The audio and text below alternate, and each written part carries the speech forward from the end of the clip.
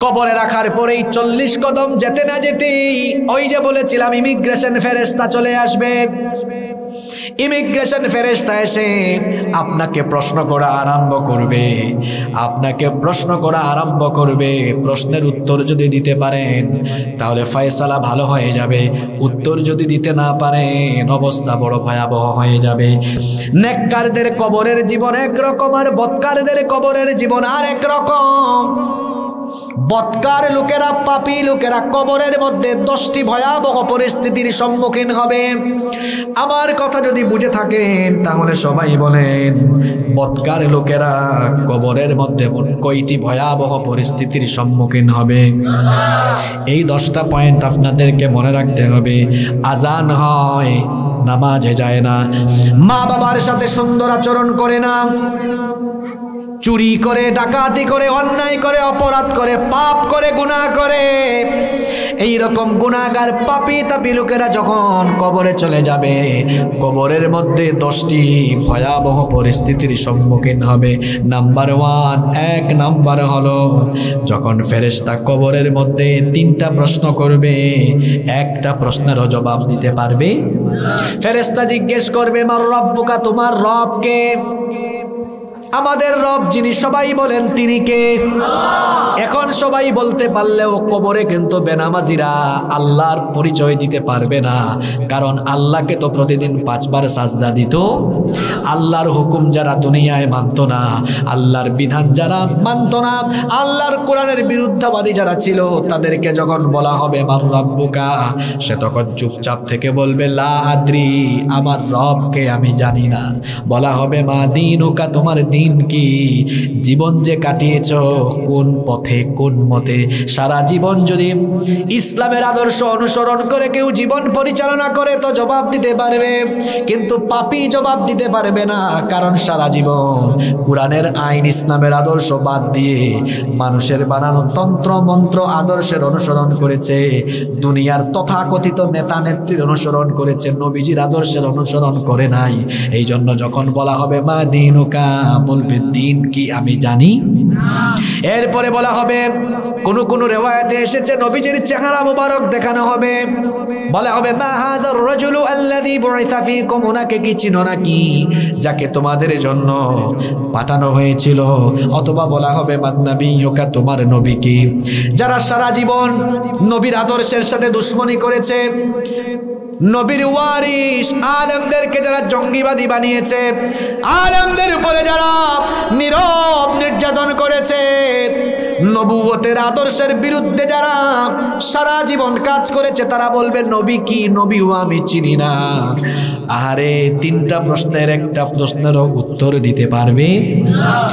একজন পরীক্ষার্থী, ধরেন এসএসসি পরীক্ষা সামনে, পরীক্ষার আগে ভালো করে পড়াশোনা করলে পরীক্ষার হলে গিয়ে উত্তর যেমন দেওয়া যায়, ঠিক তেমনি দুনিয়া ইসলাম মতো চললে কবরের 3টা প্রশ্নের উত্তর দেওয়া যায়। সারা বছর পড়াশোনা নাই, পরীক্ষার হলে গেলে যেমন প্রশ্নের উত্তর দিতে পারে না, ঠিক তেমনি ভাবে সারা জীবন যারা ইসলামের বিরুদ্ধাচরণ করেছে, ফেরেশতার কবরের প্রশ্নের উত্তর দিতে পারবে না। তাহলে বলছিলাম কবরের মধ্যে পাপী তাপী লোকেরা 10টি ভয়াবহ পরিস্থিতির সম্মুখীন হবে। নাম্বার 1, কবরের প্রশ্নের উত্তর তারা দিতে পারবে না। 2 নাম্বার হলো যখন তারা কবরের প্রশ্নের উত্তর দিতে পারবে না, আল্লাহ বলবেন আনকাদাবা আবদি, আমার এই বান্দা মিথ্যা বলেছে।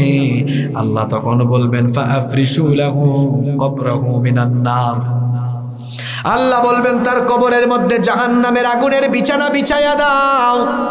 3 নাম্বার হলো আল্লাহ তাআলা তখন তাকে বলবেন, আল্লাহ বলবেন এই ব্যক্তিকে তোমরা জাহান্নামের আগুনের তৈরি পোশাক পরায়া দাও।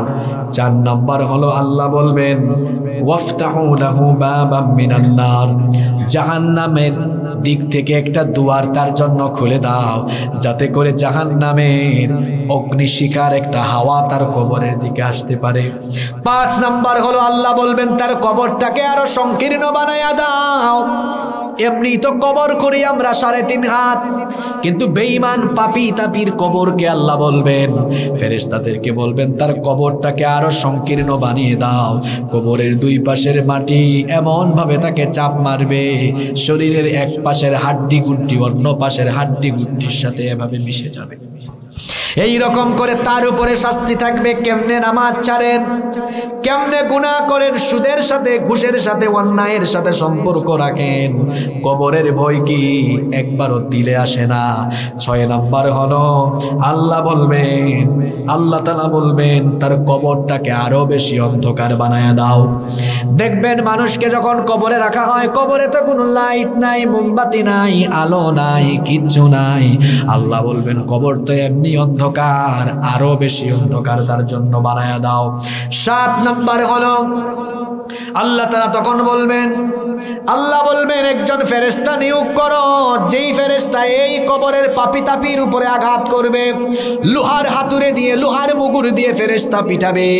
আহারে ফেরেশতার সেই লোহার হাতুড়ে বা লোহার মুগুর দিয়ে ফেরেশতা যখন পিটাবে, আল্লাহর নবী বলেছেন ফেরেশতা তার ওই হাতুড়ে দিয়ে যদি উহুদ পাহাড় কিংবা পৃথিবীর বড় কোনো পাহাড়কে একটা বাড়ি মারে, ওই পাহাড় সঙ্গে সঙ্গে ধুলা বালুতে পরিণত হয়ে যাবে। আল্লাহু আকবার।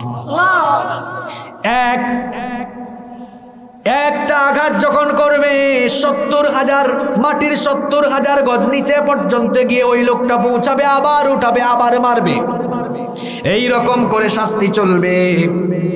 8 নাম্বার হলো কবরের মধ্যে তাকে বিভিন্ন রকমের আযাবের সুসংবাদ দেওয়া হবে। 9 নাম্বার হলো পাপ ভেদে ভিন্ন ভিন্ন শাস্তি বিভিন্ন কবরে চলবে। বেনামাজির একরকম শাস্তি, কাফিরের একরকম শাস্তি। যেমন হাদিসে এসেছে কাফিরের কবরে 99টা বিষধর সাপ চাপিয়ে দেওয়া হবে। সুদখুরের একরকম শাস্তি, জেনার শাস্তি একরকম, লুটপাটের শাস্তি একরকম, নামাজ ছেড়ে দেওয়ার শাস্তি আরেক রকম। যার অপরাধ যেমন কবরের মধ্যে শাস্তি চলবে তেমন। 10 নাম্বার ভয়াবহ পরিস্থিতি হলো প্রত্যেক দিন সন্ধ্যাবেলা তাকে বলা হবে, সকাল সন্ধ্যায় বলা হবে, হাদা মাকাদুকা হাত্তা ইয়াবাতাকাল্লাহু ইলা ইয়াউমিল কিয়ামা। হে পাপী বান্দা শোন, কিয়ামতের ঘটনা ঘটার আগ পর্যন্ত এই কবরই হলো তোর বাসস্থান। কবরের মধ্যে এই 10টা ভয়াবহ পরিস্থিতি থেকে আমরা বাঁচতে চাই কি চাই না? আসতে বলবেন না, জুড়ে বলেন বাঁচতে চাই কি চাই না? দুনিয়ায় যদি গুনাহ করে যান, পাপী তাপী হয়ে কবরে যান, কবরের মধ্যে মোট শাস্তি আছে কয়টা? আরো জুড়ে কয়টা? আর যদি তার বিপরীত হয়, আজান হলেই মসজিদ, নামাজে চলে যায়, পাপের ধারে কাছে যায় না, গুনাহ করে না, কোনো ধরনের পাপ বা গুনাহের ধারে কাছেও যায় না, এইরকম নেককার মানুষ, এইরকম ইবাদত গুজার মানুষ, আল্লাহওয়ালা মানুষ যখন দুনিয়া থেকে চলে যাবে, সে কবরের মধ্যে মোট 10টা নেয়ামত ভোগ করবে। জুড়ে বলেন কয়টা? এবার শোনেন নাম্বার 1। 1 নাম্বার হলো কবরে যখন প্রশ্ন করা হবে, valid passport, valid visa, valid ticket থাকলে যেমন ইমিগ্রেশন সেন্টারে ওই প্যাসেঞ্জার হাসি খুশি থাকে, ঠিক তেমনি ভাবে ইমানদার ব্যক্তিকে যখন কবরের মধ্যে ফেরেশতা জিজ্ঞেস করবে মার রব্বুকা, ইমানদার ব্যক্তি প্রফুল্ল চিত্তে বলবে, কেন আমার রবকে চিনব না? প্রত্যেক দিনই তো আমি রবের গোলামি করেছি, আমি আমার রবকে চিনি, রব্বি আল্লাহ। আমাদের রব যিনি, একটু মহব্বতে আওয়াজ দিয়ে বলেন তো তিনি কে? সঙ্গে সঙ্গে জবাব দিয়ে দিবে। দ্বিতীয় প্রশ্ন করা হবে, মা দীনুকা, তোমার দিন কি? বলবে, দিন আমি কেন চিনব না? এই দিনের জন্য তো রক্ত দিয়েছি, এই দিনের জন্য জানমালের কুরবানি দিয়েছি, সারা জীবন এই দিন প্রতিষ্ঠার কাজ করেছি, দিন কায়েমের আন্দোলন করেছি, কেন চিনব না, কেন জানবো না? দিন আল ইসলাম, আমার দিন হচ্ছে ইসলাম। 3 নম্বর প্রশ্ন করা হবে, তোমার নবীর পরিচয় দাও। তখন বলবে, কেন আমার নবীকে চিনব না? না দেখে আমার নবীকে আমি না দেখে আমার নবীর উপরে আমি ঈমান এনেছি, আমার নবীকে আমি মহব্বত করেছি, ভালোবেসেছি, আমার নবীকে অনুসরণ করেছি, অনুকরণ করেছি, নবীর আদর্শ প্রতিষ্ঠার জন্য সারা জীবন আমি সংগ্রাম করেছি। কেন আমার নবীকে আমি চিনব না? কেন আমার নবীর নাম আমি জানব না? আমার নবী হচ্ছেন, আমার হাবিব হচ্ছেন মুহাম্মাদুর রাসূলুল্লাহ সাল্লাল্লাহু। নেককার ব্যক্তির জন্য 1 নম্বর কবরের নিয়ামত হলো 3টি প্রশ্নের সবগুলো উত্তর দিয়ে দিবে। সুবহানাল্লাহ। আল্লাহ তুমি আমাদেরকেও এই নেককারদের কাতারে শামিল করে দাও, বলে না আমিন। নাম্বার 2 নম্বর হলো যখন বান্দা 3টা প্রশ্নের উত্তর দিয়ে দিবে, আমার আল্লাহ তখন খুশি হয়ে বলবেন আন সাদাকা আবদি, আমার বান্দা সত্য বলেছে। আল্লাহ তখন বলবেন ওয়া আলবিসুহু মিনাল জান্নাহ, আমার বান্দার শরীর থেকে কাফনের কাপড়টা খুলে দাও আর জান্নাতের পোশাক দিয়ে তাকে সজ্জিত করে দাও। 3 নম্বর নিয়ামত হলো আল্লাহ বলবেন শুধু তাই নয়, ওয়াফরিশু লাহু মিন ফিরাশিল জান্নাহ, আমার বান্দা মাটির কবরে ঘুমায় আছে, আমার বান্দার কবরের মধ্যে জান্নাতের বিছানা বিছায়া দাও। 4 নম্বর নিয়ামত হলো আল্লাহ বলবেন ও ফেরেশতারা, জান্নাতের দিক থেকে একটা দুয়ার খুলে দাও যাতে জান্নাতের নির্মল হাওয়া আর জান্নাতের সুগন্ধিতে তার কবরটা সুগন্ধিযুক্ত হয়ে যায়। 5 নম্বর নিয়ামত হলো আল্লাহ বলবেন আমার বান্দাকে কবর দেওয়া হয়েছে মাত্র 3.5 হাত জায়গায়, আমার বান্দার কবরটাকে প্রশস্ত বানায়া দাও ইলা মাদ্দা বসারি, আমার বান্দার চোখের দৃষ্টি যায় যত দূর, কবরটাকে প্রশস্ত করে দাও তত দূর। আরো আসতে বলেন সুবহানাল্লাহ। তাহলে আপনাকে কবর দেওয়া হবে 3.5 হাতের ভেতরে, জান্নাতি মানুষ হলে কবরটা হয়ে যাবে তত বড়, চোখের দৃষ্টি যাবে যত দূর, কবরটা হবে বড় তত দূর। নাম্বার 6 নম্বর, তাকে কবরের নিয়ামতগুলো, জান্নাতের নিয়ামতগুলো দেখানো হবে। 7 নম্বর হলো একজন উজ্জ্বল চেহারা বিশিষ্ট সুগন্ধি যুক্ত একজন মানুষ আসবেন তার কবরে, এসে বলবেন আল্লাহর বান্দা তোমার জন্য সুসংবাদ। তখন কবরের ওই জান্নাতি মানুষটা বলবে তোমার চেহারা এত সুন্দর কেন, তুমি আমাকে সুসংবাদ দিচ্ছ কেন? তোমাকে তো আমি চিনলাম না, মান আনতা, তুমি কে? তখন সে বলবে আমাকে তুমি চিনো না, আনা আমালুকা সালেহ, আমি তোমার নেক আমল, আমি তোমার 5 ওয়াক্তের নামাজ, আমি তোমার তাহাজ্জুদের নামাজ, আমি তোমার দান সদকা, আমি তোমার দ্বীন কায়েমের আন্দোলন, সারা জীবন তুমি যত নেক আমল করেছো এই নেক আমলগুলোকে এই সুন্দর সুরত দিয়ে আল্লাহ তোমার কবরে পাঠিয়েছেন যাতে তোমাকে জান্নাতের সুসংবাদ শোনানো যায়। আরো আসতে বলেন সুবহানাল্লাহ। নাম্বার 7 নম্বর হলো তার কবরের মধ্যে ফেরেশতারা জান্নাতের সকল নিয়ামতের বর্ণনা দিতে থাকবেন। 8 নম্বর হলো তার কবর আর অন্ধকার থাকবে না, আল্লাহ বলবেন জান্নাতের নূর দিয়ে তার কবরটাকে মুনাওয়ার আলোকিত বানিয়ে দাও। 9 নম্বর, ফেরেশতা বলবে আল্লাহর বান্দা টেনশন করে ঘুমাইস না, নাম কানাউমাতিল আরুস, বিয়ে করার পরে বর যেমন তার নববধূ নিয়ে, নতুন জামাই যেমন নতুন বউ নিয়ে প্রফুল্ল চিত্রে বাসর ঘরে ঘুমায়, তুমিও তেমনি কিয়ামতের দিন পর্যন্ত টেনশন ছাড়া কবরে ঘুমায়া থাকো। কিয়ামতের ঘটনা যেদিন ঘটবে, ইসরাফিলের সিংহের ফুৎকারে যখন মানুষ কবর থেকে উঠবে, এই জান্নাতি মানুষগুলো কবর থেকে উঠে বলবে ইয়া ওয়াইলানা মান বা'আসানা মিন মারকাদিনা, কে এত আরামের ঘুম থেকে আমাকে ভাঙালো, কে আমার ঘুম থেকে আমাকে জাগ্রত করলো? জবাব আসবে হাযা মা ওয়া'আদার রহমান, এটা রহমানের ওয়াদা করা দিন। রহমান বলেছেন, রহমানকে রহমান ওয়াদা করেছেন একদিন কিয়ামত হবে। আজ সেই কিয়ামতের ঘটনা ঘটছে। এজন্য আল্লাহর বান্দা, তোমাকে ঘুম থেকে উঠানো হয়েছে ডিস্টার্ব দেওয়ার জন্য না, তোমাকে জান্নাতি ঘুম থেকে উঠানো হয়েছে যাতে তোমাকে তোমার জন্য অপেক্ষমান জান্নাতের মালিক বানিয়ে দেওয়া যায়। 10 নম্বর নেয়ামত হলো জান্নাতি মানুষগুলোকে সকাল সন্ধ্যায় শোনানো হবে, হাদা মাকাদুকা হাত্তা ইয়াবআসাকা আল্লাহু ইলা ইয়াউমিল কিয়ামা। কিয়ামতের আগ পর্যন্ত এই জান্নাতের কবর, এই বাসস্থান হবে তোমার জন্য ঠিকানা। কবরের এই 10টা নেয়ামত আমরা সবাই চাই কি চাই না? তাহলে আজান হলে নামাজে যাওয়ার দরকার নাই। আমার দেশে মসজিদ বেশি নাকি মুসল্লি বেশি? মসজিদ বেশি না মুসল্লি বেশি? আমার দেশে মসজিদ বেশি, মুসল্লি কম। এই যে দেখেন ওয়াজ মাহফিলে, সিরাত মাহফিলে আজকে গোটা প্যান্ডেলে মানুষ আর মানুষ। কিন্তু যদি বলা হয় আজকে এশার নামাজের জামাতে কয় কাতার ছিল, ইমাম সাহেব আছেন নাকি? এক কাতারও ছিল কিনা সন্দেহ আছে। কিন্তু দেখেন এখানে মানুষ আর মানুষ। বাচ্চারা যেমন করে হাসলো, বোঝা গেল আমার কথার বাস্তবতা।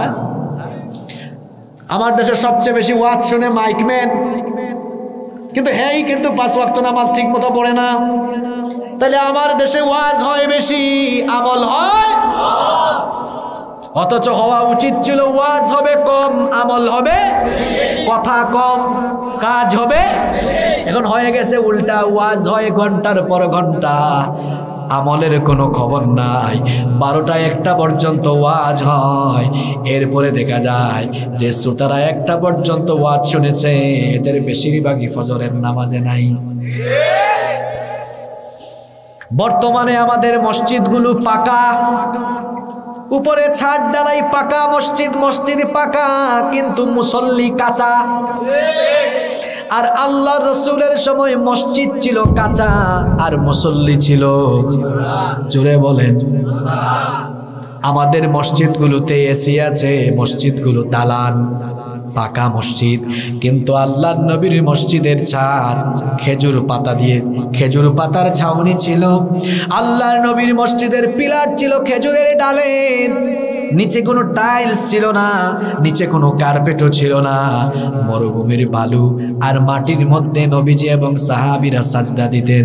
যখন সাজদা দিয়ে মাথাটা উঠাতেন, কপালে এবং নাকের মধ্যে বালু দেখা যেত। অল্প একটু বৃষ্টি হয়ে গেলে কাদা হয়ে যেত। যখন তারা নামাজ পড়তেন, কপালে, নাকে, হাতে, পায়ে, অঙ্গ প্রত্যঙ্গে কাদা লেগে যেত। মসজিদগুলো ছিল কাঁচা, মুসল্লি ছিল কাঁচা। মসজিদে মুসল্লি দিয়ে ভরপুর ছিল। আর আজকে আমাদের মসজিদ পাকা, কিন্তু মুসল্লি হচ্ছে ফাঁকা। মসজিদ পাকা, কিন্তু সেই মসজিদটা হয়ে আছে ফাঁকা। আমার দেশে জুমার নামাজে, জুমার দিনে মসজিদে যত বেশি মানুষ হয়, আসরের নামাজে কি তত বেশি মানুষ হয় নাকি? আমাদের সমাজে তো নামাজি আছে মোট 5 রকমের। কথা বুঝে থাকলে বলেন, নামাজি আছে মোট কয় রকমের? 1 নাম্বার সাপ্তাহিক নামাজি, গোটা সপ্তাহে নামাজে যায় না, জুমার দিনে নামাজে যায়। এই রকম সাপ্তাহিক নামাজি অবশ্য আমাদের বামন কাটায় নাই। 2 নাম্বার হলো মাসিক নামাজি, সারা বছর নামাজ না পড়লেও রমজান মাসে পাক্কা 1 মাসের মুসল্লি হয়। এই ধরনের মাসিক মুসল্লি আমাদের ইসলামপুর ইউনিয়নে নাই।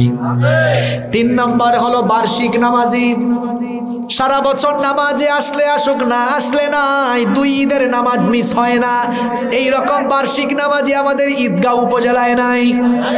4 নাম্বার হলো জানাজার নামাজি, অন্য কোনো নামাজে আসলে আসুক, না আসলে নাই, কিন্তু জানাজার নামাজ মিস হয় না।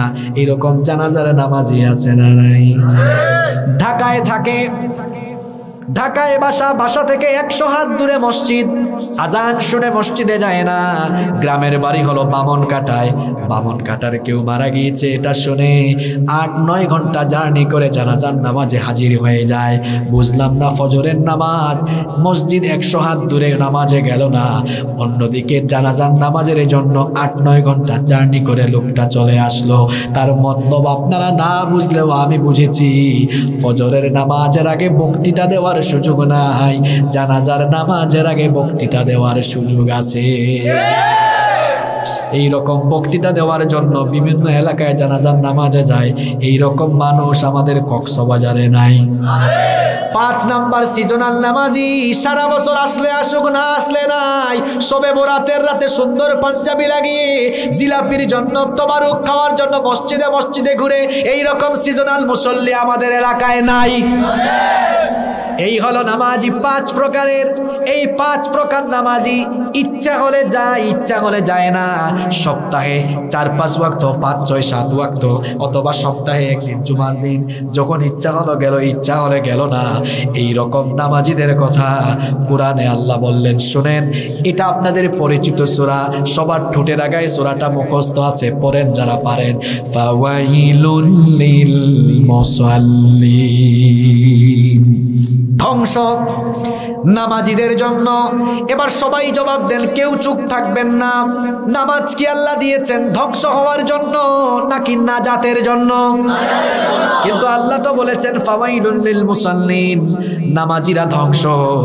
তার মানে কিছু মানুষ নামাজে গিয়েও ধ্বংস, কিছু মানুষ নামাজে গিয়েও জাহান্নামী। এবার প্রশ্ন হলো, নামাজে গিয়েও কারা ধ্বংস, নামাজে গিয়েও আমি কেন বলবো? পরের আয়াতে আল্লাহ নিজেই জবাব দিলেন, আল্লাযীনা হুম আন সালাতিহিম সাহুন আল্লাযীনা হুম ইউরাউন। ওই নামাজিদের জন্য ধ্বংস, ওই নামাজিদের জন্য ওয়াইল, ওই নামাজিদের জন্য জাহান্নাম।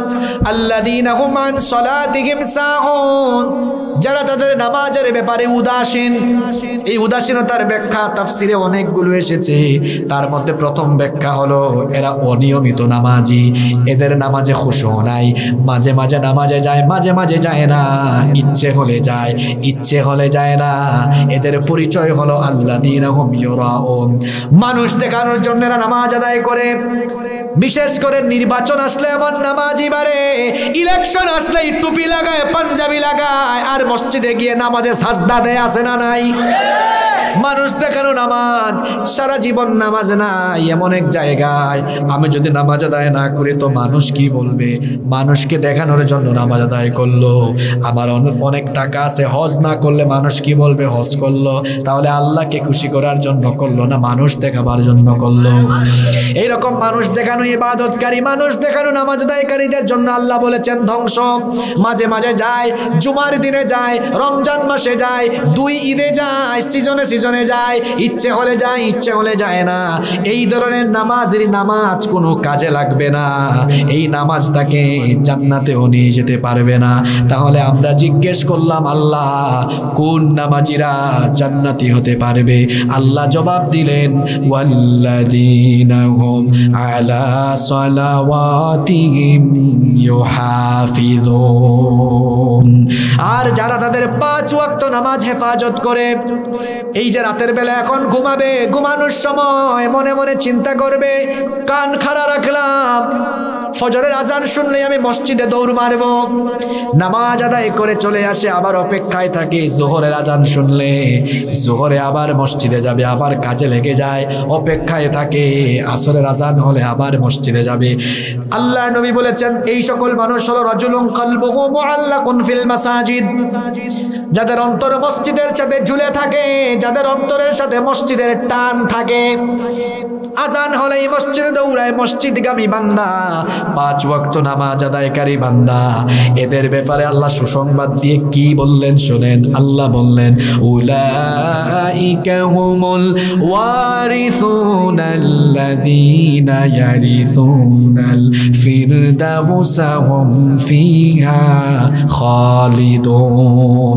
5 ওয়াক্তের নামাজি এই মুমিন বান্দাগুলো যখন দুনিয়ার সফর শেষ করে চলে যায়, ওই সকল বান্দাগুলো আল্লাহর জান্নাতুল ফেরদাউসের ওয়ারিস হয়ে যায়।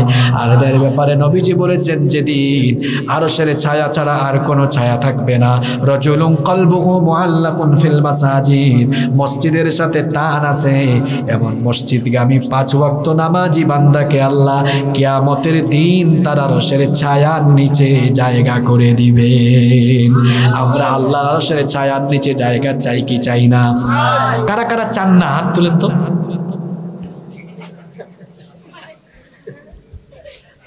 মনোযোগ থাকা লাগবে, সবাই চান তো?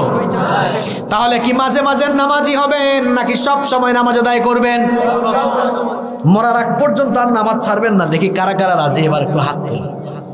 ইমাম সাহেব দেখে রাখেন আপনার মুসল্লি, পারবেন তো? আপনাদেরকে একটু সম্মান রেখে বলি প্লিজ, পায়ে ধরে বলছি আপনাদেরকে, পায়ে ধরছি আপনাদের, পা ধরে বলে যাচ্ছি প্লিজ নামাজ ছাইরেন না। এত ওয়াজ করে আর এত ওয়াজ শুনে কি হবে যদি আমরা নামাজি না হই? সবচেয়ে বড় ইবাদত নামাজ। সবচেয়ে বড় ইবাদত কি? একজন মানুষ ঈমান এনেছে, দায়িত্ব এরপরে আল্লাহকে সাজদা দাও। খবরদার নামাজ ছাড়বেন না। কবর নিয়ে আলোচনা করছি, এই কবরের শাস্তি থেকে বাঁচতে চান তো? এই জন্য নামাজের আলোচনাটা টান দিলাম। এই কবর থেকে বাঁচবে কারা শোনেন, আপনাদেরকে হাদিস শোনাই। ফাইদা কানা মুমিনান, যদি সে মোমেন হয়, মোমেন বান্দাকে যখন কবরে রাখা হবে, কানাতিস সালাতু ইনদা রাসিহি, তার মাথার দিকে নামাজ এসে হাজির হবে। কবরের মাটিকে বলবে সাবধান কবরের মাটি, এই নামাজি বান্দার সাথে কোনো পদ আচরণ করবি না। আমি তার সারা জীবনের 5 ওয়াক্তের নামাজ তার পক্ষে সুপারিশ করছি, খবরদার কবরের মাটি এই মুসল্লি বান্দার সাথে বেয়াদবি করবি না। এরপরে ওয়াকানা সিয়ামু আন ইয়ামিনিহি, রোজা বান্দার ডান দিকে হাজির হয়ে বলবে খবরদার এই রোজাদার বান্দার সাথে বেয়াদবি করবি না। ওয়াকানাতিজ যাকাতু আন শিমালিহি, বাম দিকে যাকাত চলে আসবে। ওয়াকানা ফিআলুল খায়রাতি মিনাস সাদাকাতি ওয়াস সিলাতি ওয়াল মারুফি ওয়াল ইহসানি ইলান নাসি ইনদা রিজলাইহি, পায়ের দিক থেকে আসবে অন্যান্য আমল, দান সদকা, রক্ত সম্পর্ক বজায় রাখা, আরো যত ইবাদত বন্দেগী করেছেন সব ইবাদত বন্দেগীর আমলগুলো পায়ের দিক থেকে এসে কবরের মাটিকে সাবধান করবে খবরদার। তার মানে মাথার দিক থেকে অর্থাৎ পিছনের দিকে, সামনের দিকে, ডানে বামে সব দিকে আমল আসবে। আমল এসে বলবে খবরদার খবরদার, আল্লাহর এই বান্দার সাথে বেয়াদবি করবি না। আল্লাহু আকবার। তাহলে কবরের আযাব থেকে বাঁচার জন্য আমার জীবনে, আপনার জীবনে আমল থাকার দরকার আছে না নাই? সবচেয়ে বড় আমল, সবচেয়ে গুরুত্বপূর্ণ আমল হলো নামাজ। এজন্য নামাজ ছাড়বেন না, মিথ্যা কথা বলবেন না, চুগলখুরি করবেন না, গীবত করবেন না, আব্বা আম্মার সাথে কখনো বড় গলায় কথা বলবেন না, বেয়াদবি করবেন না, স্ত্রীর হক নষ্ট করবেন না, আমার বোনেরা স্বামীর সাথে বেয়াদবি করবেন না, ভাইয়েরা বোনকে সম্পদ থেকে বঞ্চিত করবেন না, বাবা মেয়েকে সম্পদ থেকে বঞ্চিত করবেন না, ভাই ভাইয়ের উপরে জুলুম করবেন না, কোনো মানুষের জায়গা জমিতে আইল ঠেলাঠেলি করে জায়গা জমি দখল করবেন না, চুরি ডাকাতি অন্যায় অবিচার জুলুম সকল প্রকার গুনাহ থেকে যদি আমরা নিজেকে সেফ রাখতে পারি, কবরের জীবনটাতে নিয়ামত দিয়ে শাস্তি থেকে আমাদেরকে যিনি বাঁচাইয়া দিবেন তিনি কি? কবরের শাস্তি থেকে আপনি কিভাবে বাঁচবেন? 3টা আমলের কথা বলে যাচ্ছি, কবরের শাস্তি থেকে বাঁচতে পারবেন। জুড়ে বলেন কয়টা? এটা মুখস্থ করে যান। তিনটা মৌলিক আমল বলে যাচ্ছি কবরের শাস্তি থেকে বাঁচার জন্য। নাম্বার 1, 1 নাম্বার হলো নামাজ এবং ইসলামের মৌলিক ইবাদতগুলোর ব্যাপারে কোনো গাফলতি চলবে না। সকল ইবাদতগুলো ঠিকমতো আদায় করবেন, কারণ এই আমলগুলো কবরের সঙ্গী হয়ে যাবে ইনশাআল্লাহ। নাম্বার 2 নাম্বার, রাতের বেলা ঘুমানোর আগে আল্লাহর কিতাবে কোরআন খুলে সূরা মুলক আপনারা পড়বেন, পারলে মুখস্থ করে ফেলবেন, কারণ নবীজি বলেছেন আল্লাহর যে বান্দা রাতের বেলা ঘুমানোর আগে সূরা মুলক পড়ে ঘুমায়, এই বান্দাগুলো যদি প্রত্যেক রাতে এইভাবে আমলটা করে সূরা মুলক পড়ে আর সূরা মুলকের ভেতরে থাকা বিষয়গুলোকে নিজের জীবনে মানে, এই মানুষগুলোকে কবরের শাস্তি থেকে যিনি বাঁচায়া দিবেন তিনি কে? 2টা আমল বললাম। 3 নাম্বার আমল, কবরের শাস্তি থেকে বাঁচার জন্য সব সময় দোয়া করবেন। কার কাছে? দোয়া করতে হবে। আল্লাহর নবী বলেছেন তোমরা যখন নামাজের শেষ বৈঠকে তাশাহুদ পড়ো, তাশাহুদ তো সবাই বোঝেন, আত্তাহিয়াতু লিল্লাহি ওয়াস সালাওয়াতু, তাশাহুদের পরে দুরূদ পড়বে, দুরূদের পরে আমরা দোয়ায়ে মাসুরা পড়ি, আল্লাহুম্মা ইন্নী যালামতু নাফসি যুলমান কাসীরা ওয়া লা ইয়াগফিরুয যুনুবা ইল্লা আনত ফাগফির লি মাগফিরাতাম মিন ইনদিকা ওয়ারহামনি ইন্নাকা আনতাল গফুরুর রহিম। আল্লাহর নবী বলেছেন এতটুকু দোয়া করার পরে এরপরে কবরের শাস্তি থেকে বাঁচার জন্য আল্লাহর কাছে দোয়া করো। এই দোয়াটা আপনারা সব সময় করবেন, এই আমলটা করবেন। কি সুন্দর দোয়া নবীজি আমাদেরকে শিখালেন, আল্লাহুম্মা ইন্নী আউযু বিকা মিন আযাবি জাহান্নাম ওয়া মিন আযাবিল কবর ওয়া মিন ফিতনাতিল মাহইয়া ওয়াল মামাত ওয়া মিন ফিতনাতিল মাসিহিদ দাজ্জাল। নবীজি বলেছেন নামাজে সালাম ফেরানোর আগে 4টি বিষয় থেকে আল্লাহর কাছে পানাহ চাও, 4টি বিষয় থেকে আল্লাহর কাছে আশ্রয় চাও। 1 নাম্বার হলো আল্লাহর নবী বলেছেন দোয়া করো, আল্লাহুম্মা ইন্নী আউযু বিকা মিন আযাবি জাহান্নাম, হে আল্লাহ তুমি আমাকে জাহান্নামের আযাব থেকে, শাস্তি থেকে বাঁচাও। ওয়া মিন আযাবিল কবর, কবরের আযাব থেকে বাঁচাও। ওয়া মিন ফিতনাতিল মাহইয়া ওয়াল মামাত, জীবন মৃত্যুর ফিতনা থেকে বাঁচাও।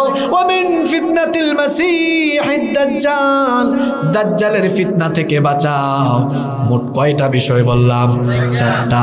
নবীজি বলেছেন নামাজে সালাম ফিরানোর আগে এই 4টা বিষয় থেকে পানাহ চাও। কার কাছে? আল্লাহর কাছে। এই দোয়াটা কে কে পারেন মুখস্থ? কার কার হাত তুলেন? অনেকের আছে দেখতেছি, বেশি না, কয়েকজন হাত নামান। যাদের নাই মুখস্থ করতে পারবেন না, খুব ছোট্ট দোয়া। দেখি আমার সঙ্গে একটু মহব্বতের জুড়ে পড়েন তো, বলেন আল্লাহুম্মা। এটা কি চট্টগ্রামের মানুষের আওয়াজ হইল? কক্সবাজার চট্টগ্রামের মানুষ তো আরো বেশি মহব্বতের সাথে দ্বীনি চেতনাকে উজ্জীবিত করে কোরআনের মাঠে আওয়াজ দেওয়ার কথা, কারণ এই চট্টগ্রাম কক্সবাজারের মাটি ইসলামের ঘাঁটি। বলেন আল্লাহুম্মা। এই তো সুন্দর হয়েছে, সবাই বলেন, কেউ চুপ থাকবেন না, বলেন আল্লাহুম্মা ইন্নী আউযু বিকা মিন আযাবি জাহান্নাম ওয়া আউযু বিকা মিন আযাবিল কবর ওয়া মিন ফিতনাতিল মাহইয়া ওয়াল মামাত ওয়া মিন ফিতনাতিল মাসিহিদ দাজ্জাল। এই 4টা বিষয় থেকে আল্লাহর কাছে পানাহ চাইবেন। সব সময় যদি আমলটা করতে পারেন, দেখবেন মরার পরে কবরের শাস্তি থেকে যিনি বাঁচায়া দিবেন তিনি কে? আমরা বলি মিনহা খলাকনাকুম ওয়া ফিহা নুঈদুকুম ওয়া মিনহা নুখরিজুকুম তারাতান উখরা।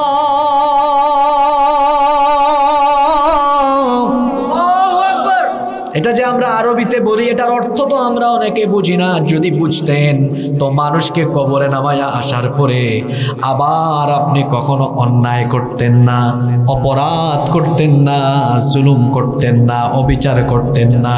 এটার অর্থ হলো একজন মানুষকে শোয়ালেন, মাটি দেওয়ার সময় বলছেন মিনহা খলাকনাকুম, এই মাটি থেকেই তোমাকে সৃষ্টি করা হয়েছে। ওয়া ফিহা নুঈদুকুম, এই মাটিতেই আজ তোমাকে ফিরিয়ে দেওয়া হচ্ছে। ওয়া মিনহা নুখরিজুকুম তারাতান উখরা, আবার এই মাটি থেকেই কিয়ামতের দিন মাটি থেকে কবর থেকে উঠায়া হাসরের মাঠে যিনি একত্রিত করবেন, গলার আওয়াজ বড় করে বলেন তিনি কে? তাহলে বোঝা গেল যতই আমরা ফুটানি করি না কেন, যতই আমরা বাহাদুরি করি না কেন, আমাদের পিছনে আছে মৃত্যু, সামনে আছে কবর। বুঝে থাকলে বলেন পিছনে আসে মৃত্যু, পিছনে আছে, সামনে আছে। এই কবরে আপনিও যাবেন, আমিও যাব। এই যে আপনি এত গুনাহ করেন, এত পাপ করেন, টাকা পয়সার গরম, ক্ষমতার গরম দেখান, এত অন্যায় যে করেন, মাঝে মাঝে কি আপনি আপনার এলাকার গুরুস্থান ভিজিট করেন না? কবরস্থান কি ভিজিট করেন না? কবরস্থানে গিয়ে দেখবেন আপনার মতো কত পয়সাওয়ালা, টাকা পয়সা বাড়ি গাড়ি সব ছেড়ে কবরে ঘুমায়া আছে। আপনারই মতো কত ক্ষমতাওয়ালা লোক ক্ষমতার গদি ছেড়ে, ক্ষমতার চেয়ার ছেড়ে কবরস্থানে ঘুমিয়ে আছে। একই পরিণতি আপনার হবে। সব কিছু ছেড়ে দিয়ে আমাকে আপনাকে কবরের বাসিন্দা হওয়া লাগবে, এ ব্যাপারে কি কোনো সন্দেহ আছে নাকি? দুনিয়াতে সর্বপ্রথম যে ব্যক্তির কবর দেওয়া হলো তার ঘটনাটা শোনেন। দুনিয়ায় সর্বপ্রথম এসেছেন যিনি, তার নাম হচ্ছে সাইয়েদিনা আদম আলাইহিস সালাম। তিনি হচ্ছেন দুনিয়ার সকল মানুষের বাবা, সকল মানুষের পিতা। বাপ এসেছেন আগে, কিন্তু দুনিয়া থেকে যিনি আগে গিয়েছেন, দুনিয়াতে সর্বপ্রথম যিনি ইন্তেকাল করেছেন, মারা গিয়েছেন, তার নাম কি? হাবিল। হাবিলকে, হাবিল হচ্ছে আদমের ছেলে। তাহলে দেখা গেল বাপ এসেছে আগে, কিন্তু যাওয়ার বেলা বাপ নয়, ছেলে চলে গিয়েছে। যুবকরা কথাগুলো মন দিয়ে শুনেন। দেখেছেন পৃথিবীতে আসার বেলায় সিনিয়রিটি মেনটেন হয়, যাওয়ার বেলা সিনিয়রিটি মেনটেন হয় না। দেখা যায় সিনিয়রের আগে জুনিয়রও চলে যেতে পারে। আদম আলাইহিস সালাম, তার ছেলে হাবিল কেমনে মারা গেলেন শোনেন। আদম আলাইহিস সালামের স্ত্রী আমাদের মা সাইয়্যিদাতুনা হাওয়া আলাইহিস সালামের গর্ভে একসাথে দুটো সন্তান জন্ম নিত, একটি ছেলে এবং একটি মেয়ে। এখন তো পৃথিবীতে অনেক মানুষ, 800 কোটি মানুষ, কিন্তু সেই সময়ে তো দুনিয়াতে এত মানুষ ছিল, এত মানুষ ছিল না। এই জগৎ সংসার আরম্ভ হয়েছে মাত্র কয়জন দিয়ে? আরো জোরে বলেন কয়জন? জগৎ সংসারের স্টার্টিং হয়েছে মাত্র 2 জন দিয়ে। আমরা সবাই হলাম আদম আর হাওয়া পরিবারের সদস্য। কেমনে জনসংখ্যা বাড়লো, পরিবারটা কেমনে বড় হলো? আদম আলাইহিস সালামের স্ত্রী আমাদের মা সাইয়্যিদাতুনা হাওয়া আলাইহিস সালামের গর্ভে আল্লাহ একসাথে কয়টা সন্তান দিতেন? একটা ছেলে আর একটা মেয়ে। এই ছেলে মেয়ে একই গর্ভে জন্ম নেওয়া ছেলে মেয়েকে ভাই বোন হিসেবে বিবেচনা করা হতো। এক গর্ভের ছেলে আর মেয়ে, এরা থাকতো ভাই বোন। যখন এরা যৌবনে পদার্পণ করত, যৌবনে যখন তারা চলে যেত, তখন তাদের বিয়ে শাদী দেওয়া হতো এরকম। এক গর্ভের ছেলের সাথে অন্য গর্ভের মেয়ের বিয়ে দেওয়া হতো।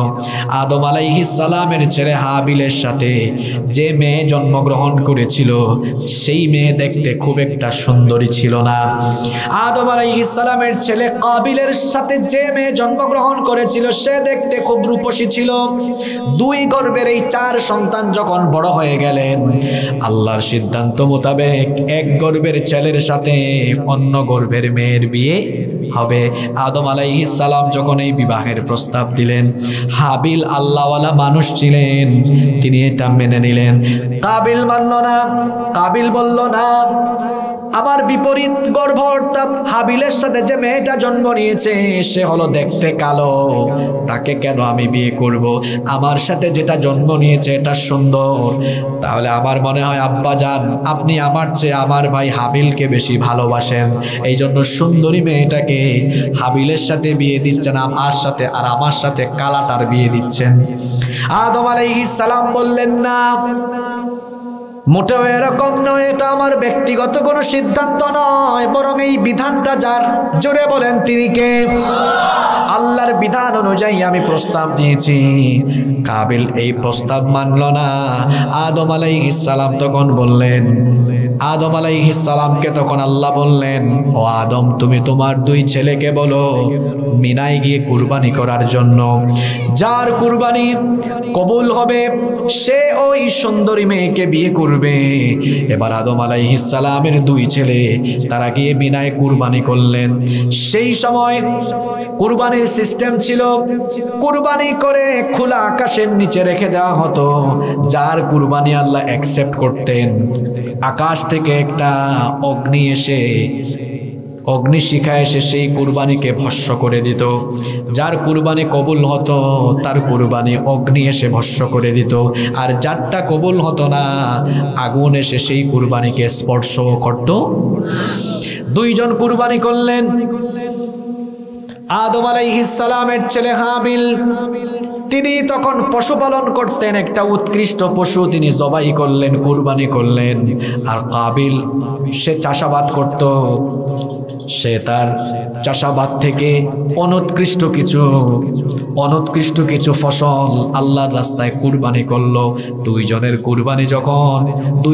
কুরবানি যখন খোলা আকাশের নিচে রাখা হলো, ঘটনা কি ঘটলো শুনেন। আল্লাহ তাআলা কোরআনে বলছেন, কোরআনুল কারীমের 5 নম্বর সূরা সূরাতুল মাইদা এর 27 নম্বর আয়াত থেকে আল্লাহ বলছেন, ওয়াতলু আলাইহিম নাবা বানাই আদামা বিল হক।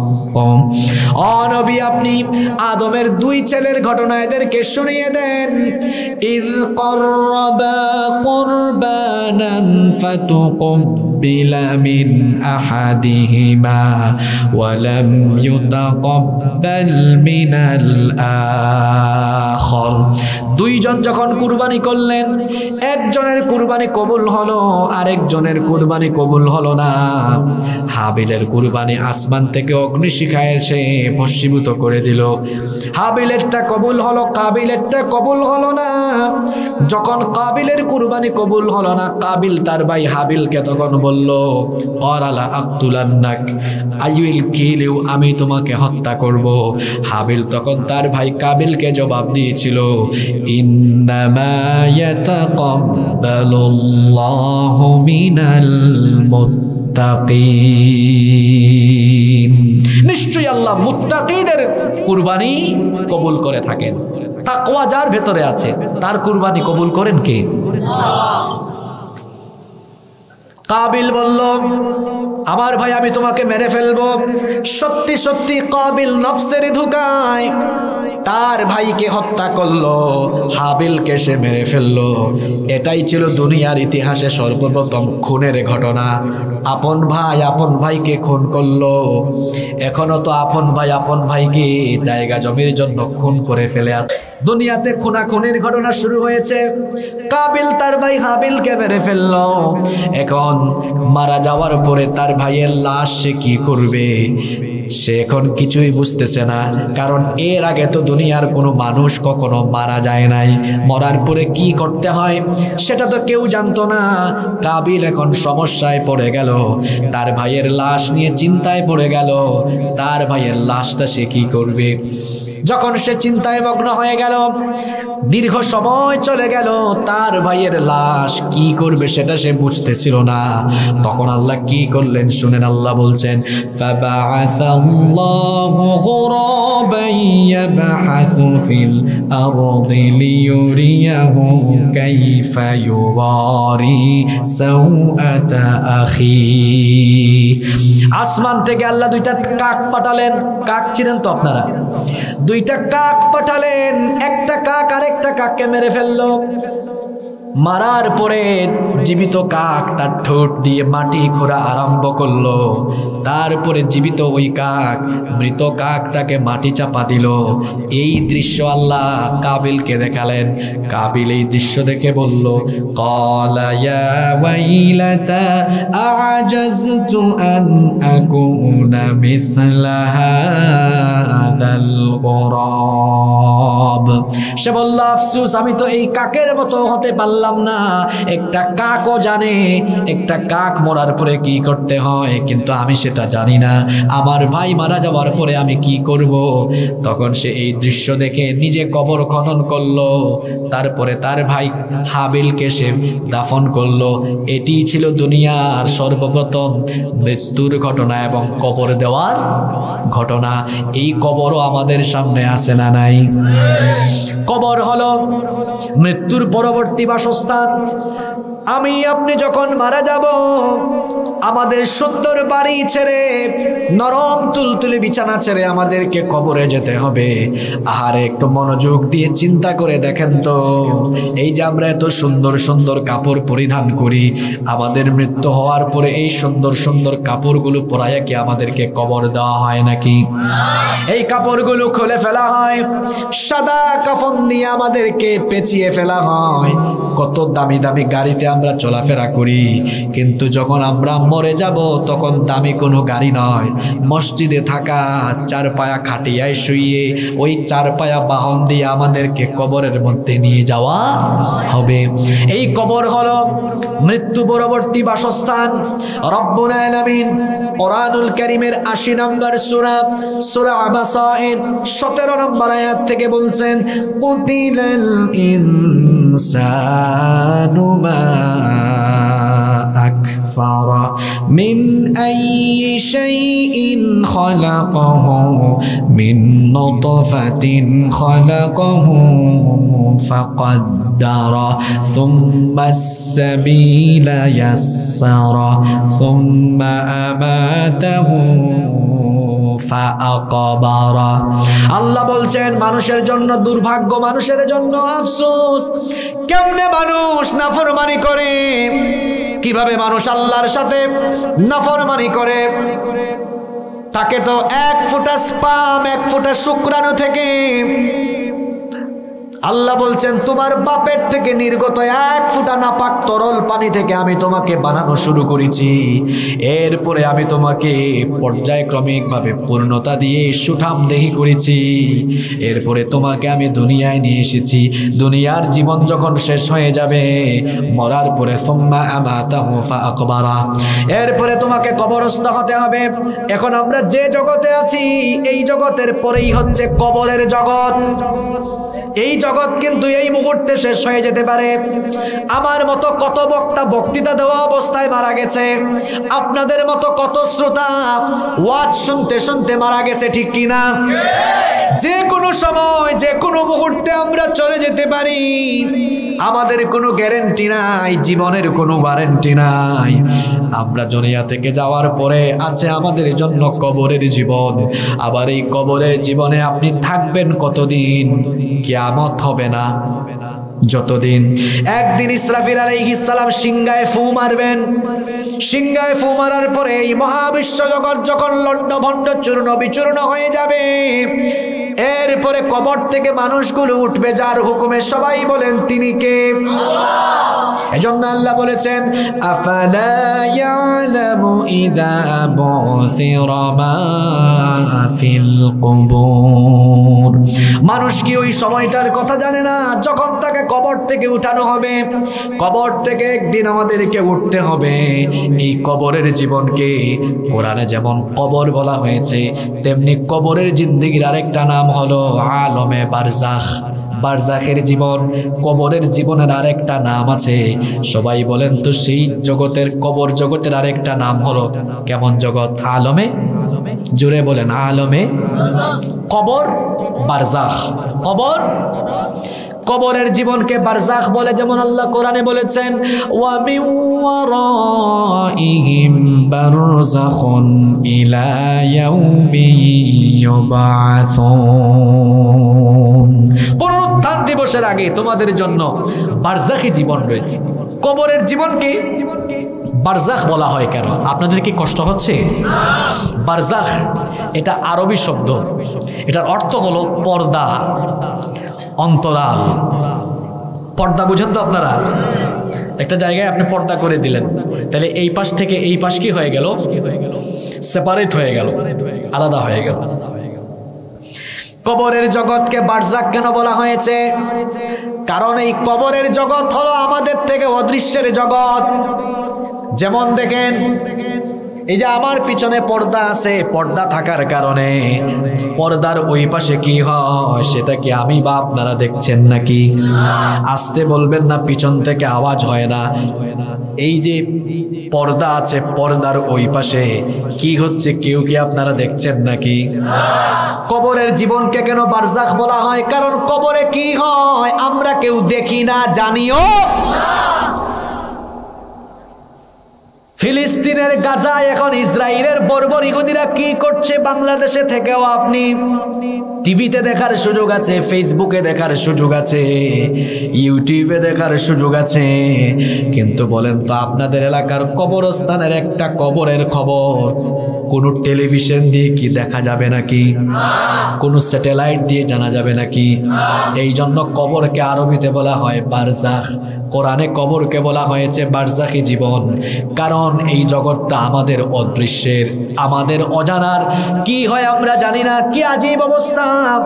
এইখানে যদি একটা কবর থাকে, আপনি আমেরিকার খবর নিতে পারবেন। এখানে মনে হয় কবরস্থান আছে। দেখেন, আমেরিকা আমাদের দেশ থেকে হাজার হাজার হাজার হাজার মাইল দূরে, কিন্তু আমেরিকার খবর আমি আপনি এখনই নিতে পারবো। কিন্তু এই তো মাত্র 20-30 হাত দূরে কবর। এই কবরস্থানের খবর আমিও জানি না, আপনারাও। এই জন্য আল্লাহ কবরকে বলেছেন বারজাখী জীবন। আবার দুই সাগরের মাঝখানেও বারজাখ আছে, পর্দা আছে। এজন্য আল্লাহ বলেছেন মারাজাল বাহরাইনি ইয়ালতাকিয়ানি বাইনাহুমা বারযাখুল লা ইয়াবগিয়ান ফাবিআইয়ি আলা'i রাব্বিকুমা তুকাযযিবান। মারাজাল বাহরাইনি ইয়ালতাকিয়ান, পরস্পর প্রবাহিত দুই সাগরের মাঝখানে যমনিকা আছে, পর্দা আছে।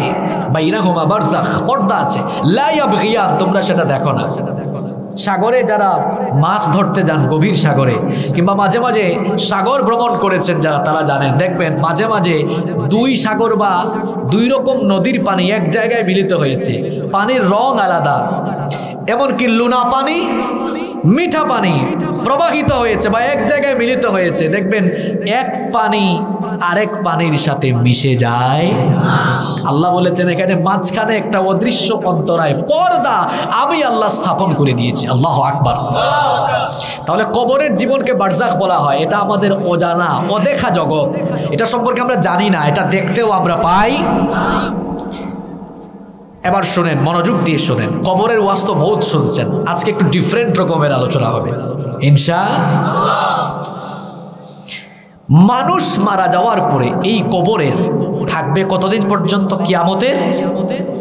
কিয়ামত কোন দিন হবে, কত সালে, কোন মাসে, কত তারিখে হবে, এটা কি আমি বা আপনারা আমরা কেউ জানি? আজকে থেকে 1000 বছর আগে যারা মারা গেছে তারা কবরে আছে 1000 বছর ধরে। তাহলে আদম আলাইহিস সালামের ছেলে যিনি দুনিয়াতে সর্বপ্রথম মারা গেলেন, হাবিল, তিনি তো হাজার হাজার বছর ধরে কবরেই আছেন। এই কথাগুলো কেন বলছে শোনেন। মারা যাওয়ার পরে বিচার করে আল্লাহ লোকটাকে হয় জান্নাতি বা জাহান্নামী বানাই দিতে পারতেন। এই হাজার হাজার বছর ধরে এত নারী পুরুষকে কবরে রাখার আর কি দরকার? কবরের জিন্দেগিটা কেন, বারজাখী জিন্দেগিটা কেন, কখনো কি ভেবেছেন? বারজাখী জিন্দেগি কেন, আমি আপনি এত লম্বা সময় কবরে থাকবো কেন? এর উত্তর হলো, যখন কোনো বিচার আরম্ভ হয়, বিচারটাকে ন্যায় এবং ইনসাফের ভিত্তিতে বিচার সম্পন্ন করতে হলে বাদী এবং বিবাদী পক্ষ উভয়কে উপস্থিত থাকতে হয়। মনে করেন আপনাদের এলাকায় একটা বিচার আরম্ভ হয়েছে, বাদী আছে বিবাদী নাই, বিবাদী আছে বাদী নাই, বিচারটা কি সুষ্ঠু হবে? আপনি মারা গেলেন, নামাজ আদায় করেন নাই, রোজা রাখেন নাই, হজ ফরজ ছিল হজ করেন নাই, যাকাত ফরজ ছিল যাকাত দেন নাই। নামাজ, রোজা, হজ, যাকাত বা আল্লাহর সাথে সংশ্লিষ্ট ইবাদত এগুলো বান্দার হক না আল্লাহর হক? জোরে, বান্দার হক না আল্লাহর হক? নামাজ বান্দার হক না আল্লাহর হক? রোজা আল্লাহর হক না বান্দার হক? হজ, যাকাত, বিভিন্ন ধরনের ইবাদত যা আল্লাহর সাথে রিলেটেড সেগুলো বান্দার হক না আল্লাহর হক? আল্লাহর হকের বিচার তো আল্লাহ কবরেই করে ফেলতে পারবেন। কিন্তু আপনি মারা গেলেন, কিছু মানুষের জায়গা জমি জোর করে দখল করেছেন, তাইলে বাদী লোকটা এখনো জীবিত। কিছু মানুষকে আপনি অন্যায়ভাবে মামলা দিয়ে জেলখানায় ঢুকিয়েছেন। একজন নিরপরাধ মানুষকে 2 বছর 5 বছর জেলে রাখা মানে হলো তাকে তার পরিবার থেকে, তার স্ত্রী থেকে, তার বাচ্চা থেকে, তার সন্তান থেকে তাকে বঞ্চিত করা। এই যে এটা করলেন, সে তো দুনিয়ায় থাকলো, তাহলে আপনি বিবাদী কবরে, বাদী দুনিয়ায়, বিচারটা কি সুষ্ঠু হবে? এজন্য এমন একটা সময় দরকার যেখানে সবাইকে উপস্থিত করে একদম পই পই করে হিসাবটা চুকাইয়া দেওয়া যায়। এজন্য কিয়ামতের মাঠে আল্লাহ সব মানুষকে, বাদী বিবাদী সবাইকে একত্রিত করবেন, সকলের উপস্থিতিতে আল্লাহর ন্যায় বিচার কায়েম করবেন। এজন্যই কিয়ামতের মাঠে উপস্থিত হওয়ার আগ পর্যন্ত লম্বা একটা সময় এই কবরে থাকতে, আল্লাহর বিচার কিন্তু সাংঘাতিক। আমার আপনার বিচারে 2 নম্বরই আছে। মাঝে মাঝে আমরা দলকানামি করে, স্বজনপ্রীতি দেখিয়ে আমরা বিচারের নামে অবিচার করি। মাঝে মাঝে আমরা বিচারের নামে অবিচার করে নিরপরাধী ভালো মানুষকে মামলা খাওয়াইয়া জেলে ঢুকায় রাখি, চোর ডাকাত বাটপারদেরকে জামিন দিয়া জেলখানার বাইরে দিয়ে দিই। জেলখানা বানানো হয়েছে চোর ডাকাতদের জন্য, এখন জেলখানা আলেম দিয়ে ভরে গেছে, আর চোর ডাকাত বাহিরে বুক ফুলিয়ে ঘুরছে। যে সমাজে নিরপরাধ মানুষ জেল খাটবে আর অপরাধীরা, অন্যায়কারীরা জেলখানার বাহিরে থাকবে, তার মানে হচ্ছে ওই সমাজে জুলুম চলছে, অবিচার চলছে। আল্লাহর বিচারে এরকম কোন জুলুম, আল্লাহ কোরআনে বলেছেন ওয়ালা ইয়াযলিমু রাব্বুকা আহাদা, তোমার রব কারো উপরে জুলুম। আজকে যারা মানুষের উপর জুলুম করছেন, এক মাঘে শীত, আল্লাহর সামনে দাঁড়াতে হবে আপনাকে, আল্লাহর সামনে দাঁড়াতে হবে আপনাকে। আপনি যাকে তার স্ত্রী থেকে, সন্তান থেকে, মা থেকে, বাবা থেকে বঞ্চিত করেছেন, মাসের পর মাস, দিনের পর দিন, যাদেরকে ঘরে বাড়িতে থাকতে দেন নাই, যাদেরকে স্ত্রী সন্তান থেকে আপনি বঞ্চিত রেখেছেন, এর হিসাব আল্লাহ ভালোভাবে চুকাইয়া দিবেন। এই বিচার শেষ বিচার, আল্লাহর বিচার আছে না নাই? আপনি কি ভাবেন না আপনি বাড়িতে 2 দিন না থাকলে আপনার সন্তানের প্রতি আপনার মন টানে কি টানে না? তো সে কি মানুষ না? তার বউয়ের প্রতি, সন্তানের প্রতি তার কি কোনো টান নেই? আপনি ঢাকায় গেলে আপনার ছেলে মেয়ে ফোন করে, আব্বু তুমি কখন আসবা? 2 দিন হয়ে গেলে ছেলে মেয়ে ফোন করে। আর আপনি যে কত মানুষকে, নিরপরাধ মানুষকে জেলখানায় বছরের পর বছর আটকায় রাখলেন, তার ছেলে মেয়ে কি তার বাপের জন্য কাঁদে না? এই চোখের পানি আপনার জন্য অভিশাপ হয়ে আসবে। আপনি দুনিয়ায় লাঞ্ছিত হবেন, আল্লাহ আপনাকে বড় বড় রোগে আক্রান্ত করবেন, পেশাব পায়খানায় ঘোরাঘুরি করে আপনার মৃত্যু হবে। মানুষের চোখের পানির অভিশাপ পড়বে আপনার উপরে, চোখের পানির অভিশাপ পড়ে যাবে আপনার উপরে। অপেক্ষা করেন আপনি। বান্দার হক নষ্ট করা, বান্দার উপর জুলুম করা, এর শাস্তি আল্লাহ দুনিয়া থেকে শুরু করেন। বলেছেন মুহাম্মদ সাল্লাল্লাহু আলাইহি ওয়াসাল্লাম, খবরদার মানুষের অভিশাপ নিয়েন না, চোখের পানি এর হিসাব কিন্তু আল্লাহ চুকায় দিবেন। খবরদার মানুষের মনে আঘাত দিবেন না, মানুষের মনে আঘাত দিয়েন না, মানুষকে কষ্ট দিয়েন না, কষ্ট দিয়েন না মানুষকে। আমাদের দেশটাতে এখন এত হিংস্রতা বেড়ে গিয়েছে, পাশাপাশি ঘর, রাজনীতির কারণে একজন আরেকজনকে ধরাইয়া দেয়। এ কেমন অনিষ্ঠুর আচরণ শুরু হয়েছে।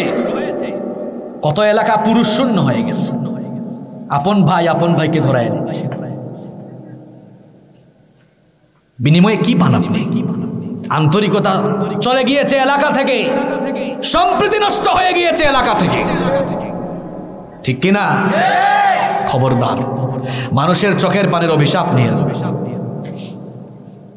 কত বাচ্চাদেরকে দেখেছি, দেখা হয়েছে, কান্না করেছে আর বলছে আমার বাবাকে আমি কত মাস দেখি না। আপনার কানে এইসব আর্তনাদ যায়? যায় না তো। আলুর কেজি যখন 70 টাকা হয়েছে, এক মহিলা বলছে আমার স্বামী 3 মাস বাড়িতে নাই, ফোনেও যোগাযোগ নাই, কোথায় আছে জানি না, ঘরের মধ্যে আজকে কয়েকদিন বাজারও নাই, না খেয়ে আছে মানুষ, চোখের পানি ঝরাচ্ছে। আপনি কি মনে করছেন আল্লাহ ছেড়ে দিবেন? ছাড়বেন না, আল্লাহ ছাড়বেন না। আপনাদেরকে কথাগুলো কেন বলে যাচ্ছি জানেন? এলাকার মধ্যে, একই এলাকায় বাস করেন, খবরদার আপনার প্রতিবেশীকে এইরকম কষ্টে ফেলে দিয়েন না। মানুষের কষ্ট ফিল করতে শিখেন। আর যদি এই সত্য কথাগুলো ভালো না লাগে, উল্টা আরো আমার প্রতি আপনার খুব আসে, তো মনে রাখবেন আজ আপনি যা করবেন তার ফলাফল আল্লাহ ঠিকই আপনাকে এই দুনিয়াতে চুকাইয়া দিবেন। উপরের দিকে থুতু মারলে কোথায় পড়ে? আকলমান লোকদেরকে ইশারা দিলেই যথেষ্ট, তারা বুঝে।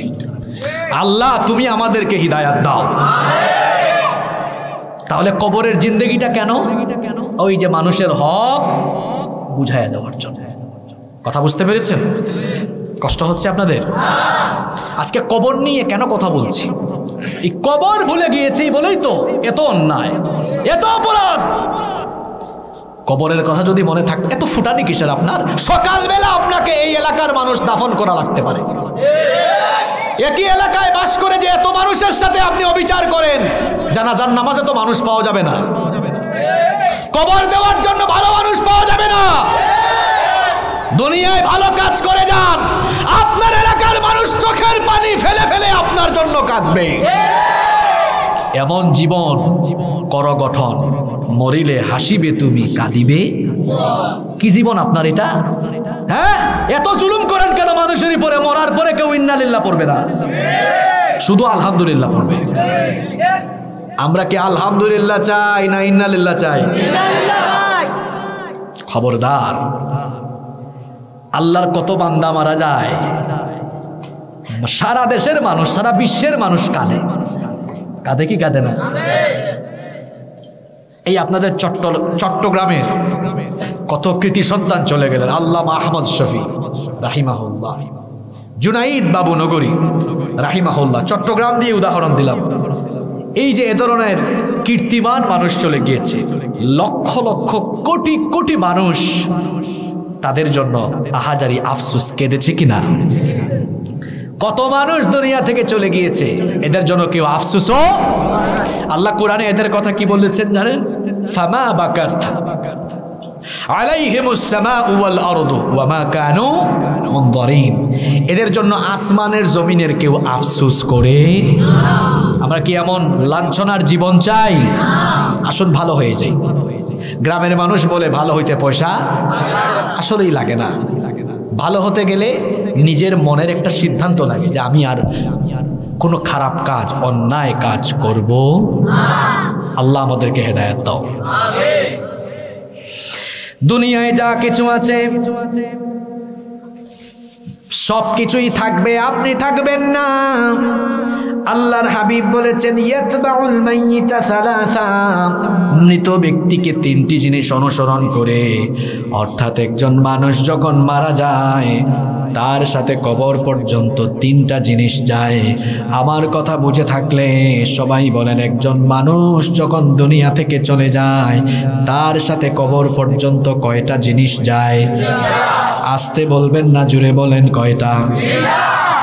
1 নম্বর হলো আহলুহু, পরিবার পরিজনের মানুষ। আপনি যখন মারা যাবেন আপনার লাশ খাটিয়ায় বহন করে আপনারই ছেলে, আপনারই মেয়ে, আপনারই ছেলে, আপনার ভাই, আপনার ভাতিজা, আপনার পরিবারেরই কিছু লোকেরা আপনাকে নিয়ে কবর পর্যন্ত যাবে। 2 নাম্বার হলো আমালুহু, কিছু ধন সম্পদ মরার পরে দাফন কাফনের জন্য কিছু টাকা পয়সা খরচ হয় কি হয় না। 3 নাম্বার হলো ওয়া আমালুহু, আপনার আমল। কবর পর্যন্ত গিয়ে মালও ফিরে আসে, মাল কবরের ভিতরে যায় না। পরিবারের কেউ আপনার সাথে থাকবে না। অনেক মানুষ রাতের বেলা একা ঘুমাতে ভয় পায়, বলে আমি একা ঘুমাতে ভয় পাই, আমার সাথে একটু থাকো। কিন্তু অন্ধকার কবরে আপনার স্ত্রী, আপনার সন্তান সন্ততি, ছেলে মেয়ে, ভাই বোন কেউ আপনার সঙ্গী সাথী হবে না। পরিবারের মানুষও কবরে রেখে চলে আসবে। ধন সম্পদ দুনিয়ায় পড়ে থাকবে, যাবে না। কবরে আপনার সাথে যাবে আপনার আমল। আমল যদি ভালো হয় ফয়সালা ভালো হবে, আমল যদি খারাপ হয় কবরের জীবন সাংঘাতিক হয়ে যাবে। তাহলে বোঝা গেল আমার আপনার জন্য যেটা দরকার সেটা হলো, আস্তে বলবেন না, জুড়ে বলেন কি দরকার। দুনিয়ার কিচ্ছু যাবে না তো আপনার সাথে। আলেকজান্ডারের নাম শুনেছেন আপনারা? আলেকজান্ডারের একটা ঘটনা বলি, কষ্ট হচ্ছে আপনাদের? আলেকজান্ডার মৃত্যু শয্যায় 3টা ওসিয়ত করলেন। কয়টা? তিনি তার কিছু কমান্ডারদেরকে ডাকলেন, ডেকে বললেন আমি হয়তো দুনিয়া থেকে চলে যাব, আমি মরার পরে তোমরা 3টা কাজ করবা। কয়টা? 1 নম্বরে তিনি বললেন আমার কফিন আমার চিকিৎসকদেরকে দিয়ে বহন করাবা। 2 নম্বর হলো আমার অর্জিত সকল ধন সম্পদ সোনা রূপা বিছায়া দিবা ওই রাস্তা দিয়ে, যে রাস্তা দিয়ে আমার লাশ নিয়ে যাবা। 3 নম্বর কফিনে আমার 2 হাত এইরকম দিয়ে রাখবা যাতে মানুষ আমার 2টা হাত দেখে। 3টা নসিহত বা ওসিয়ত যেটাই বলেন, এটা কি স্বাভাবিক না অস্বাভাবিক? আশ্চর্যজনক কথা। তারা জিজ্ঞেস করলেন যে সম্রাট আপনি এই অস্বাভাবিক 3টি অভিপ্রায় কেন পোষণ করলেন? তিনি উত্তর দিলেন আমার কফিন, আমার লাশ আমার চিকিৎসকরা এজন্যই বহন করবে যাতে দুনিয়ার মানুষ বুঝে কোনো ডাক্তার, কোনো চিকিৎসক মৃত্যু পথযাত্রী কোনো মানুষের মৃত্যু থেকে তাকে আটকাতে পারে না। আর আমার অর্জিত সোনারূপা আমার লাশ নিয়ে যাওয়ার রাস্তায় বিছিয়ে দিতে বলেছি এই জন্য যাতে দুনিয়ার সম্পদখোর, টাকাখোর, যারা সম্পদের জন্য পাগল হয়ে গিয়েছে তারা যেন এই শিক্ষা পায় যে আলেকজান্ডার তার জীবনে অনেক সম্পদই অর্জন করেছে, কিন্তু এই কোনো সম্পদ তার সাথে যাচ্ছে না, সব সম্পদ দুনিয়ায় থেকে যাচ্ছে। 3 নম্বরে বলেছি 2 হাত কফিনের 2 দিকে ফেলে রাখিও যাতে করে মানুষ আমার 2 হাত দেখে, আমার অস্ত্র শস্ত্র, আমার প্রভাব, প্রতিপত্তি, ক্ষমতা, টাকা পয়সা সব রেখে দিয়ে আমি শূন্য হাতে, খালি হাতে দুনিয়া ছেড়ে চলে যাচ্ছি।